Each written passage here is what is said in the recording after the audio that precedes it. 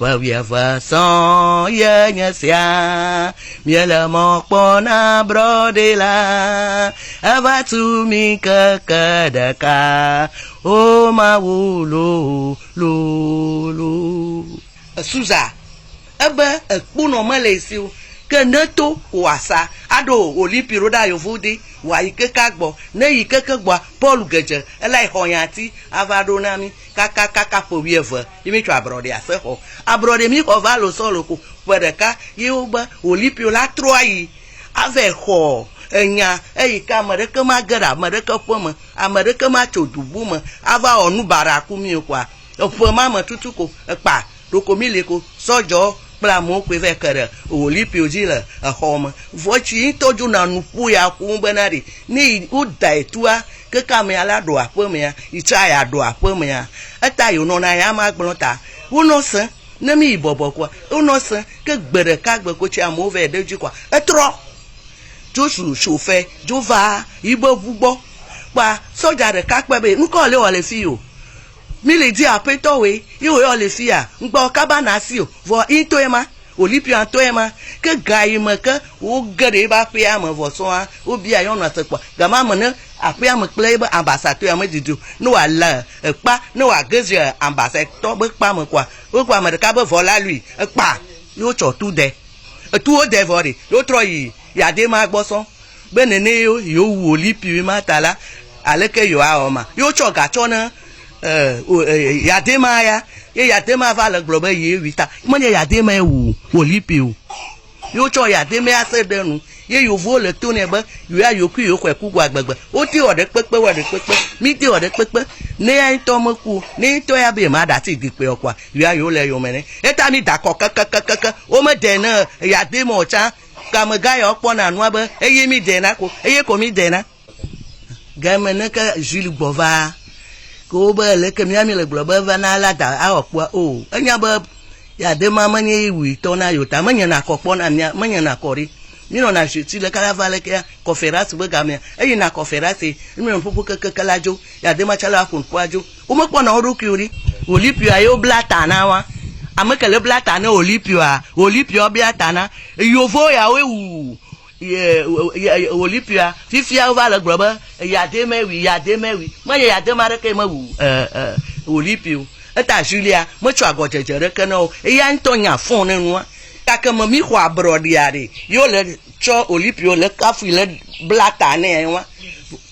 mi le jijopon yo voiture ma no ire gama ye mi jijopon ye mo le tabla na bo wa ba na mi o wa ba na mi ko wi vo kwa we otroju ko trojo voa fi mo vale ademe ya force be na globe yewi je bo la va pompu chunti be dubu mo to me jaba wu dubu mo to mo ke president ma ono ile va wi ko ponya ta yo cho ya de ma le be na globe yiye ke cha manya o ma ta ba fion be yewi e ba sa du ya le fi agbesi agbo npo va gbe 13 avier ma tutua yeyan mi anya ba fi fafa le gia na le pogbon ma gbe a mo no bobo yo adu amazirodo koketi mo ye olipio no sa fi ma yo ogbono va do ye ba po mo lege ba pe am pe ambassador am do asima atipoji a fi ma atipoji ple sukure chagba le gama do ko be a li anwene agaje gama ma le ambassador ya ko ngba ya reke blogbe ni ke gama mama ya voyin to chagle koko bena ne ya ma mon ma si le togunu ke to ebofu ya kore togo yo ba yin gbata ta na ekua keke wa tro yi na fomo kwa ya tro afo blodo fo nu yo bajo glo na be ke do ajan yi no cho ipo yo cho ka ga mama na le glo ni ga mama nyen tonyo Paulina mi jo yi keke ga pe santra no ave no do santra inya mo cho na safu da si yi me na poto olipio togo safu echi le da ti sesien ma de ke na gba kwera si o yi mi cho na haji na be Togo visi la si wo ma le da si sesien na wo ku na no aji ma de ke ma kwe wo yo buna ba pe vinya pe kedo wa wi wa choka na yi kapi ti ma yo wi o va choka na le so ye okua na mo no wa o ma na ma ku ta mi gba no mia be ahmeyan bolomo kebe no mo wi o mo chui be kaka tso yi be kayo be ma ku ke fi ma ogble la edo na kwi tso yi gblo gbe ne ba egblo na ya koko be no mo tso ka ne yo wa yi ma ku fi ma le va tso ka ne o tro yi na keke be yo va ko cha mi ma nya ge yo wa yi fada do che tro va ko so yo tso yi ibe dume hela ko ji o se be diru yi fi ma cha mo yo mi ma olipia ta be agba se cha pogbo o la tso aju ni mi peti si pété be vi ko va lon keke yo to bu yo ma gba no se ya mo wa yo se do nko na ha so be pété di cha o se dan kwaru vo cha progrès mi yo ni progrès yo gblo na mi we nya sivanto unité la brode ga popo ma mi yo na mi yo ya be unité sivanto ina nya ba olipio e khodu keke va na mia choga popo ma yo khwecha zaria na no tv na le sukun keke ma ko kele hofa khosevitika ona na gama oba bruce ba ga chamba manamu na le fofu le tv esronyo fio hado to wa no fo tu ne vi ma kaka de via la hope blave vovo ka pe wa di tona if anu mo keke o kwa yo ko yo se le dudu mo gbaga mo chona e de view wa yima yo ko yemile kama ma griski wi plodua o gba ploduniski ava o vale kaka oku gunsi abokuku mo so cho akoda ye ya o se di mile ye ya nka amamo gbogbo amo be premier minister pe Kofi go gbava Kofi go eva cho mi gba so po obo apa mi atora Kofi go valema o tu dato yo va ku amo va ku gbogbo va Kofi do go pe do karate be ya yi na plonti ide kata ya mo ano kukun ro ya yo do ko ya de ma agba choga ne ko pa yo jo igana yo veti Ghana yo lo de rafia sele nya be garu mi ame yo nya togovia mi tima mi vale mi mo po biere ka eyi mi acho dugbo evo agbo ebo ho me adoko ble mi lesa eyin na vi afabro kikishare ma lo nko se kekecha anyi mo gbanya ya chicha ma to no ucho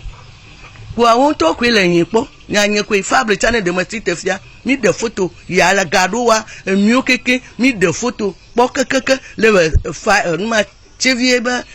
church panu le gama mi pleru ho kaka nyangba le chama ya re kasemu eye nya ntoto amayi ve hona garu no na mi ko obo ho garu na mi ko obo ho garu mi nya ge o ga ho cha sele dudumu fabria yechi mi karu gbere kagbe mi na keke